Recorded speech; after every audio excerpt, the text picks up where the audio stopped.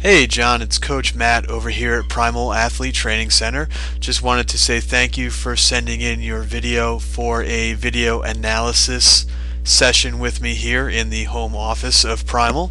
So what I wanted to do first of all is let you know I've gone through the video a few times and there are some big things that need to be worked on to really get your throw to the next level, and big things that I think once corrected are going to help to put a lot of little things that are going on with your throw to kind of really change them up a little for the better. Okay, so sometimes as throwers and as coaches we focus on the little things. Oh, that didn't come off my hand the right way. Why didn't it come off the hand the right way? Well, because this happened in the middle of the circle. Well, why did that happen in the middle of the circle? Well, because when I started out in the back, this happened. So what I'm going to try to do is kind of trace back a lot of these little issues that I'm seeing and that we kind of email back and forth about. I want to try to find the root issue, the root problems behind them, and those big things, and have you fix those big things. And once those big things are corrected, hopefully we're going to see some massive improvements to your throw. Now, when I first watched this video, the first thing that popped in my head is stiff, the word stiff. And you can see that in the back of the circle, we're going to go through a few of these in real time. Everything is real rigid.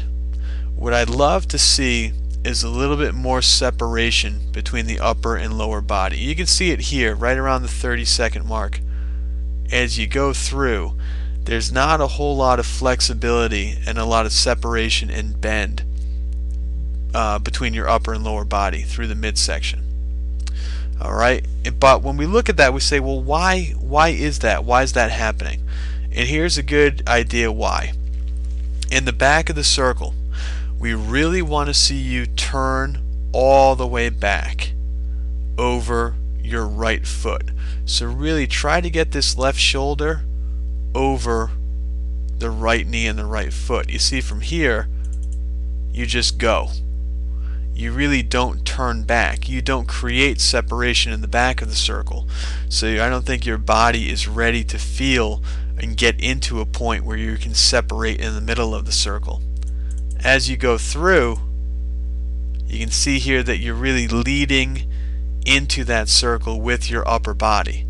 And I think because you're not rotating back and getting separation in the back of the circle between your upper and lower body, you're giving your upper body way too much of a head start as you drive through that circle. And in doing that, we see some issues here. Number one is that you're looking straight toward the ground. You're kind of dive bombing toward the ground.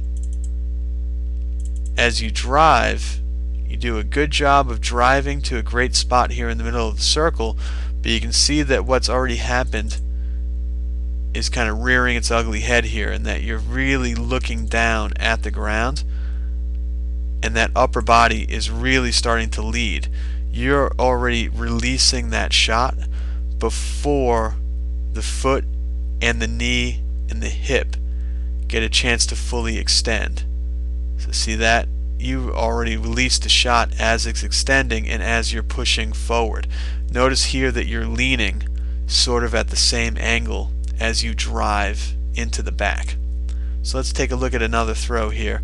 You do something really cool too, which is that you put the camera on the ground. And what we'll see here is that your feet are landing in a great position. Your feet are landing where they should be. So it's not the feet that's the issue. It's not footwork that's the problem. It's really the separation of the lower and upper body and making sure that the lower body is always leading the throw. So we'll see it again here just to reinforce the fact that you are having your feet land in the right position. As you can see, when you drive out of the back, you're in the front half of the circle.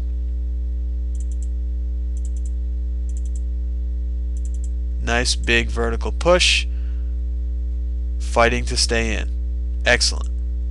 So it's not footwork. Let's take a look. So what I mean is this. What we want you to do is wind up. We really want you to look back over your right side twist your right side back.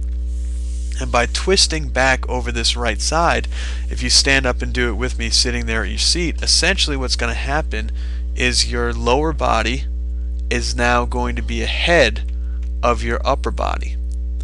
As you turn out of the circle, your lower body is going to lead.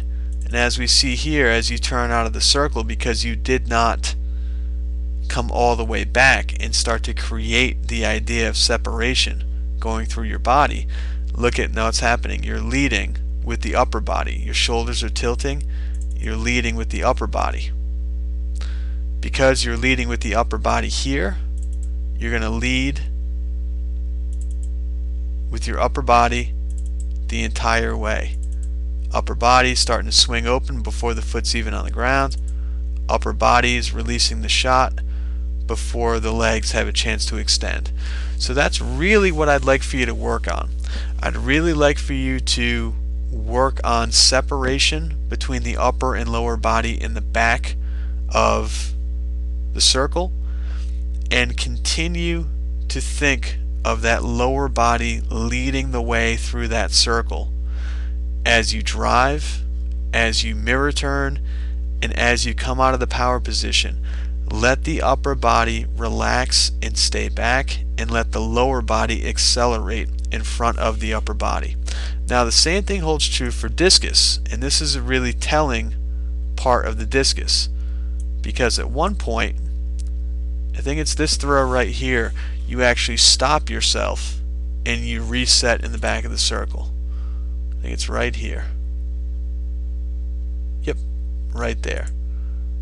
So to play it back, I want you to see just how much you're leading with the upper body. These stripes on your shorts do a great job of telling me what's going on here.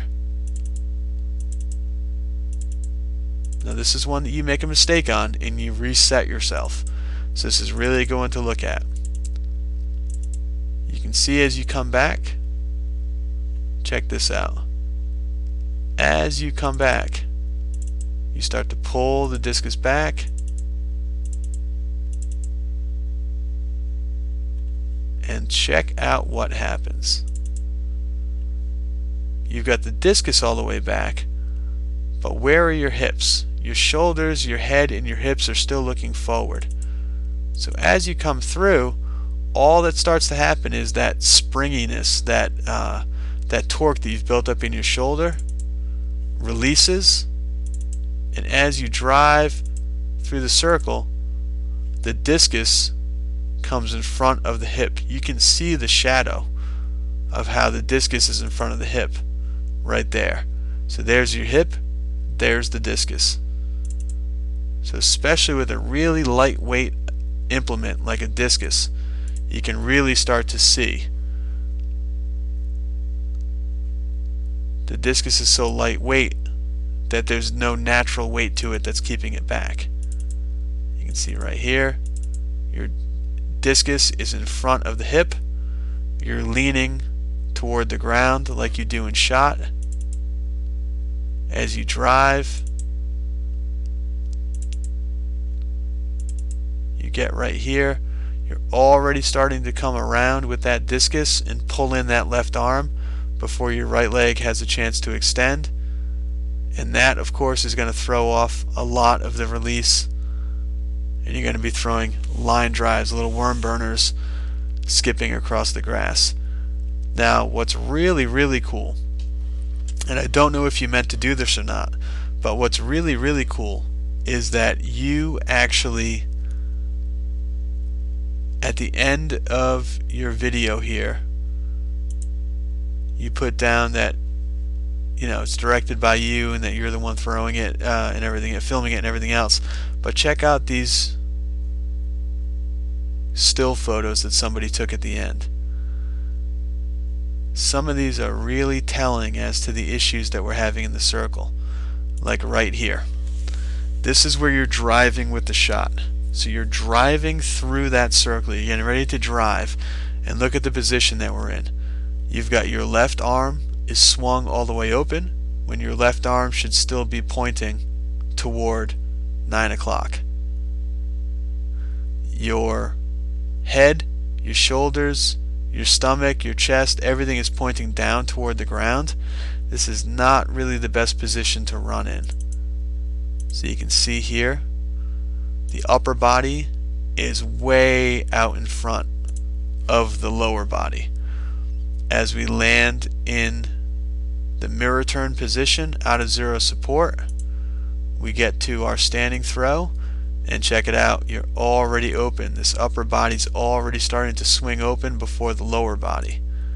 Now all these issues, all these problems are very common, but what this all really shows me is that they're all coming because of a lack of separation, meaning that your upper body is rigid, it's stiff. There's no ability to separate the upper and lower body, to twist, so to speak, to twist around. So that's really what I'd love for you to work on, is getting the separation between the upper and lower body. And there is plenty of videos on my YouTube channel to explain this to you, but get the separation between the upper and lower body, and start to really work on the lower body accelerating and moving in front of the upper body. The lower body should lead the upper body at every point of the event. So as you turn out of the back, the lower body needs to be in front of the upper body. Think of the discus being behind the right hip. Don't let the discus catch up and go in front of the hip. Always run in front of that discus. Same thing, run in front of that shot put. As you drive to the middle, I want you to keep the chest up, and as you drive and run in front of the upper body. The lower body leads as you drive down the middle. And then when you hit the power position, the upper body needs to stay back. Get a visual point, get something that's in the back of that circle that you can look at. Maybe it's somebody, a telephone pole, somebody standing in the back. Maybe you just take your gym bag and you put it back there to look at. But that's going to allow the upper body to pause slightly and allow your lower body to accelerate one more time in front of the upper body, extending the feet, the knee, and the hip before the upper body can come around, creating that true sense of separation. And that's for both rotational shot and discus. So you've got some stuff to work on here, but hopefully this is a good starting point for you. Again, what I'm going to do is put the link down below for the video analysis that I offer, and if you are looking for any other help, I would definitely recommend signing up. And if anybody else out there is looking for some video analysis, I will definitely put that down below as well. So again, thanks so much for sending in the video. It's a little bit of work to do with separation of lower and upper body. That's a very tough thing to get the hang of, but something that once you do kind of get that to click and that light bulb pops up over your head, you will see some monster improvements and some monster PRs with your throws. So good luck this season. Let me know if you have any other questions, and hope to hear from you soon.